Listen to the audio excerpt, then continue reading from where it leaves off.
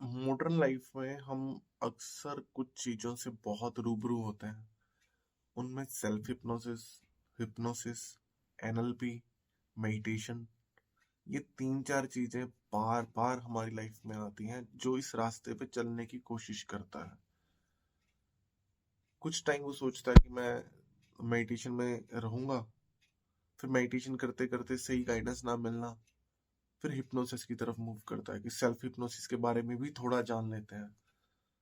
धीरे धीरे उसको होता है कि मैं कुछ नई चीजें सीखूं, तो एनएलपी की ओर चल पड़ता है। अब इन तीनों को अगर एक ही सूत्र में बांधना हो तो कैसे?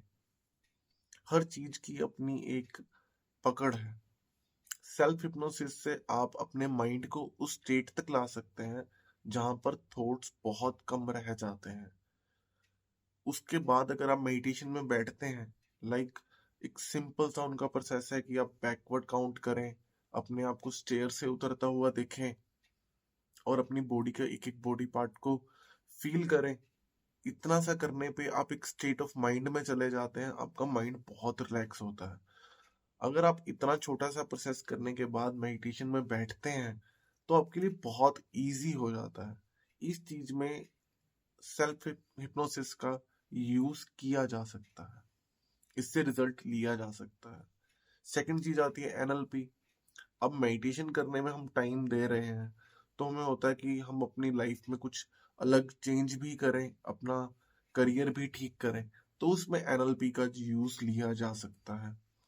एनएलपी क्या बोलता है कि आपकी एक सेल्फ इमेज है या कोई भी थॉट है, उसकी एक टेरिटरी है, उसको चेंज कर कर अपनी लाइफ को चेंज किया जा सकता है। बिल्कुल ठीक।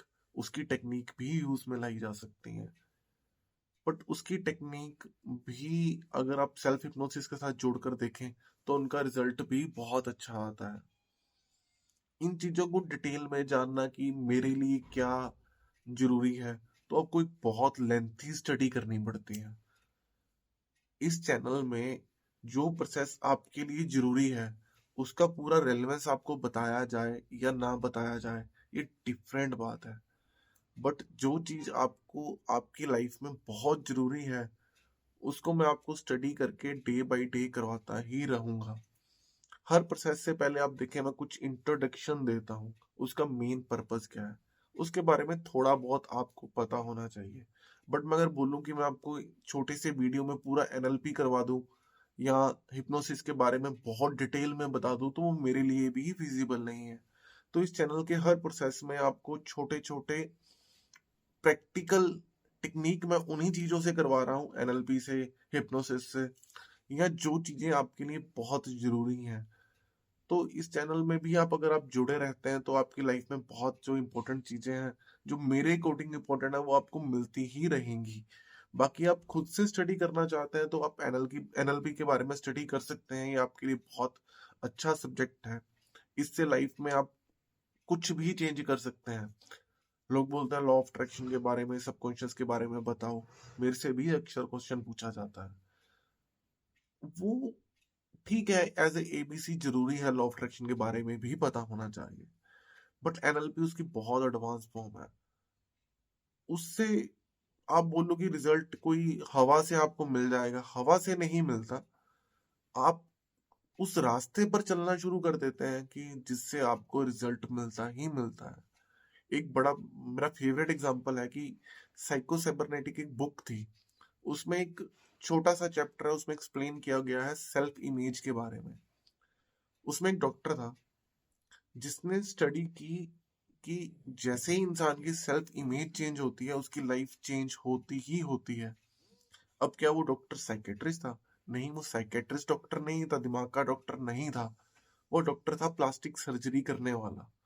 उसने नोटिस किया कि जब मैं प्लास्टिक सर्जरी करता हूँ तो जिस जो व्यक्ति सर्जरी करवा कर जाता है उसकी लाइफ बहुत अमेजिंग चेंज हो रही है।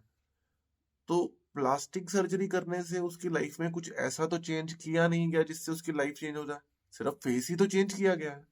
बट उस फेस चेंज करने से उस व्यक्ति की लाइफ चेंज बहुत अमेजिंग तरीके से हुई है।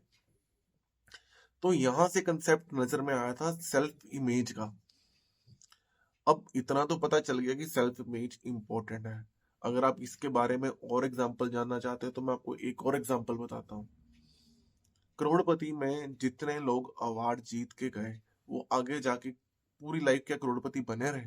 वो वापस उसी जगह पर आ गए। एक दो लोगों ने अपनी वेल्थ मेंटेन कर ली, बाकी लोग वापस क्यों आ गए उसी गरीबी रेखा में? खिलाड़ियों ने बहुत बड़े बड़े अवार्ड जीते, बहुत अमाउंट भी मिला, बट थोड़े टाइम बाद फिर वही, फिर बोलेंगे कि सिस्टम की गलती है। सिस्टम की गलती? सिस्टम की गलती कहाँ से आई? गलती आपकी है, आपने मैनेज नहीं किया। आप मैनेज क्यों नहीं कर पाए?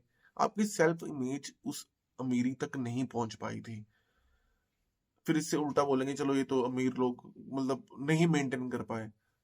कुछ स्टडी उन लोगों पर भी की गई जो अमीरी से गरीबी की ओर आए और वापस अमीरी तक पहुंच गए।